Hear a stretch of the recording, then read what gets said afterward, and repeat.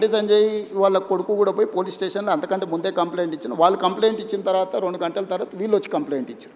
ఇప్పుడు అతను ఇచ్చిన కంప్లైంట్ కరీంనగర్లో ఇచ్చిండు, వీళ్ళు ఇచ్చిన కంప్లైంట్ సైబరాబాద్లో ఇచ్చిండు. కంప్లైంట్స్ను బేరీజు వేసుకోవడమే కాకుండా ఇప్పుడు అందులో ఉన్న ఆరోపణలని ఆ అమ్మాయి స్టేట్మెంట్ తీసుకోకుండా ఫోక్సో కేసులో పర్టికులర్గా మైనర్ గర్ల్ విషయంలో అమ్మాయి స్టేట్మెంట్ తీసుకోకుండా ముందుకు వెళ్ళడానికి లేదు. ఇమ్మీడియట్గా అమ్మాయి స్టేట్మెంట్ తీసుకొని సెక్షన్స్ ఆల్టర్స్ చేసి ఇమ్మీడియట్గా నోటీస్ ఇస్తే అతను అబ్స్కాండ్లో ఉన్నాడు. సో ఈరోజు మేము చేస్తున్న దాంట్లో చట్టబద్ధంగా ఒకవేళ అడావిడికి వెళ్ళి మేము ఇంటి మీద పడి 1000 మంది పోలీసులను పంపిస్తే మీరేమంటారు? రాజకీయ వివక్ష. ప్రధానమంత్రి సభ విజయవంతమైనందుకు రేవంత్ రెడ్డి గారు భారతీయ జనతా పార్టీకి భయపడిపోయి బండి సంజయ్ మీద పోలీసులతో దాడులు చేయించడానికి మళ్ళీ మీరే మాట్లాడేటోళ్ళు.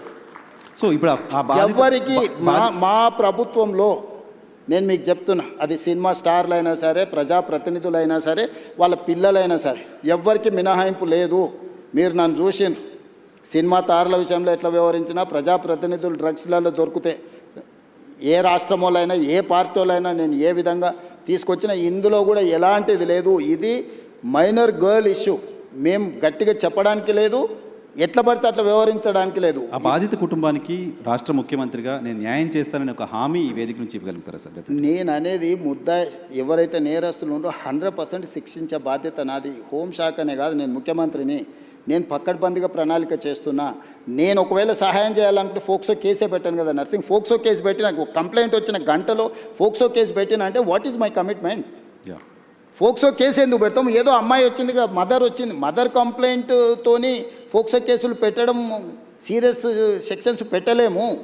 బాధితురాలి యొక్క స్టేట్మెంట్ తీసుకున్న తర్వాతనే మనం చేయాలి. ఈ చట్టంలో ఉన్న నిబంధన.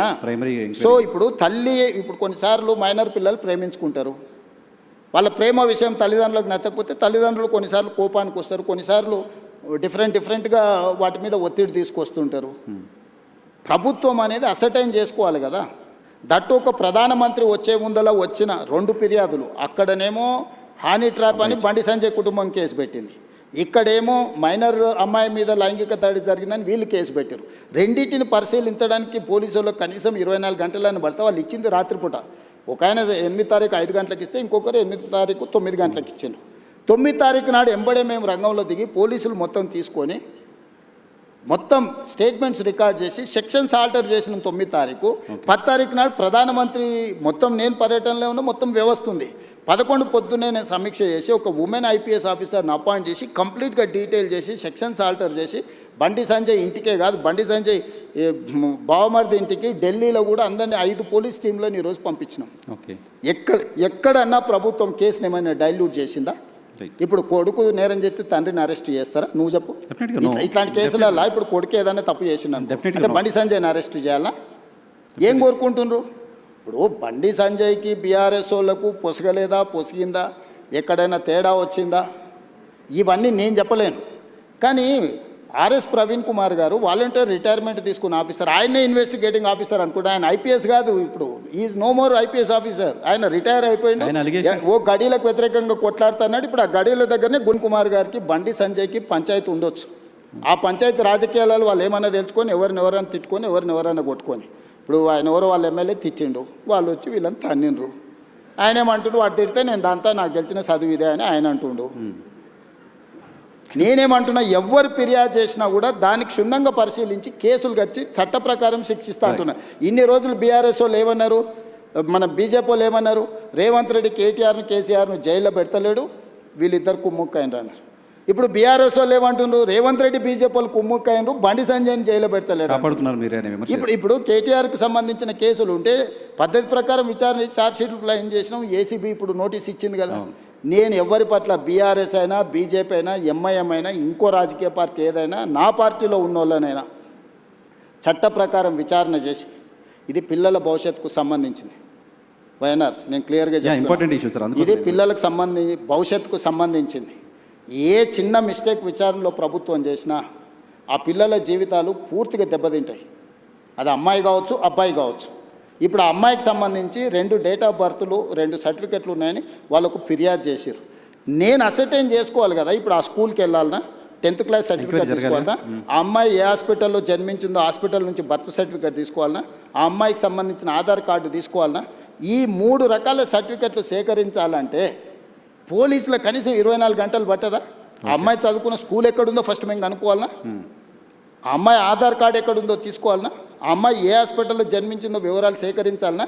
ఇవన్నీ తీసుకోకుండా నేను ఎట్లా ఒకవేళ కేసు కట్టింది అనుకో, రేపు ఒకవేళ ఇప్పుడు వాళ్ళు చెప్తున్నాడు వాళ్ళ దగ్గర ఏదైనా ఆధారం ఉందనుకో, అమ్మాయి మేజర్ అని, నువ్వేమంటావు? బండి సంజయ్ మీద పడక వాళ్ళ పిల్లగాని మీద రేవంత్ రెడ్డి రాజకీయంగా ఎదుర్కోలేక పిల్లగాన్ని అడ్డం పెట్టుకొని రాజకీయాలు చేస్తుండు. ఇప్పుడు ఒక రోజు లేట్ కావచ్చు ఆధారాలు సేకరించడం, శిక్ష నుంచి ఎవరు తప్పించుకోలేరు. ఆలస్యం అవుతుంది తప్ప ఆలస్యం కూడా వివరాలు సేకరించడానికి ఇది ఆలస్యం అని కూడా నేను అనట్లేదు. మేము ఇమ్మీడియట్గా నోటీస్ ఇచ్చినాం, ఇంటికి గోడ కతికిచ్చినాం, పోలీస్ టీంలను పంపించినాం, ఢిల్లీకి పంపించినాం. మేము అన్ని రకాల ప్రయత్నాలు చేస్తాం. మేము హార్ష్గా బిహేవ్ చేయలేము. నేను హార్ష్గా కేసీఆర్ నన్ను జైల్లో పెట్టిన కేసీఆర్ కుటుంబం పట్ల ఎప్పుడైనా హార్ష్గా వ్యవహరించిన? 28 నెలలు అయింది. నువ్వు ఎట్లా ఎక్స్పెక్ట్ చేస్తున్నావు? కేటీఆర్కు బండి సంజయ్ మీద కోపం ఉండొచ్చు, అదే పార్టీలో వాళ్ళకి ఎవరైనా మిత్రులు ఉండొచ్చు, బీజేపీలో. కవిత గారే ఏం చెప్పిండ్రు? బీజేపీలో విలీనం చేయడానికి హరీష్ కేటీఆర్ నా దగ్గర జైలు ప్రతిపాదన తెస్తే నేను తిట్టేలా కొట్టి నేను చెప్పిందా? సరే, ఆ పొలిటికల్ ఇది అట్లా కాదు. అంటే విలీనం చేయాలన్నప్పుడు మరి బండి సంజయ్ ఏమైనా వ్యతిరేకించిండా వీళ్ళను? విలీనాన్న మీ పగ ఏంది బండి సంజయ్ మీద? మీరు ఏమన్నా కొట్లాడుకోండా? నేను ప్రభుత్వాన్ని నడుపుతున్నా, నేను సత్రం నడుపుతలేను. నేను ప్రభుత్వం నడిపేటప్పుడు బాధ్యతాయుతంగా వ్యవహరిస్తాను. నేను బండి సంజయ్కు మినహాయింపు లేదు, ఎవ్వరికి మినహాయింపు లేదు. ఇది పిల్లలకు సంబంధించిన విషయము. దీన్ని జాగ్రత్తగా వ్యవహరిస్తున్నాం, మేము ఆచితూచి వ్యవహరిస్తున్నాము. ఏ ముద్దాయి కూడా తప్పించుకోడు. నేను బాధిత కుటుంబానికి అష్యూర్ చేస్తున్నా, 100% ఈ ప్రభుత్వం బాధితులకు అండగా నిలబడుతుంది.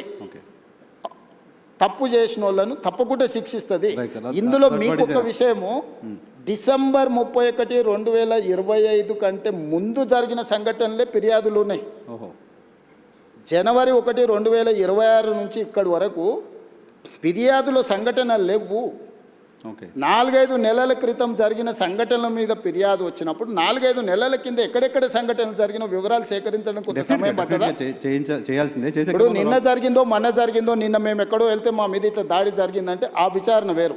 డిసెంబర్ 31 నైట్ ఇక్కడ సంఘటన జరిగింది, October so and so date నాడు ఇక్కడ సంఘటన జరిగింది, ఆగస్టులో సో అండ్ సో డేట్ నాడు ఈ సంఘటన ఇట్లా కొన్ని వాళ్ళు కోట్ చేస్తున్నారు. 4 నెలల వెనక్కి వెళ్ళి జరిగిన సంఘటనలని సేకరించాలంటే మేము టెక్నాలజీని వాడాలి. టెలిఫోన్ టవర్స్, అమ్మాయి అబ్బాయి టవర్స్ ఒక దగ్గర ఉన్నాయా లేవా సిగ్నల్స్, లేకపోతే ఎక్కడైతే వెళ్ళిందో అక్కడ ఏమైనా సీసీ కెమెరాలు ఉన్నాయా, అక్కడ ఏమైనా ఫుటేజ్ ఉందా? పోలీస్ విచారణ అంతా ఓకే. అరే మరి అంటే మీరు సింపుల్గా ఎందుకు అర్జెంటుగా తీసుకొచ్చేసి కోదండం ఎక్కించి కొడతలేరు, సంజయ్ కొడుకును ఊరేస్తలేరు?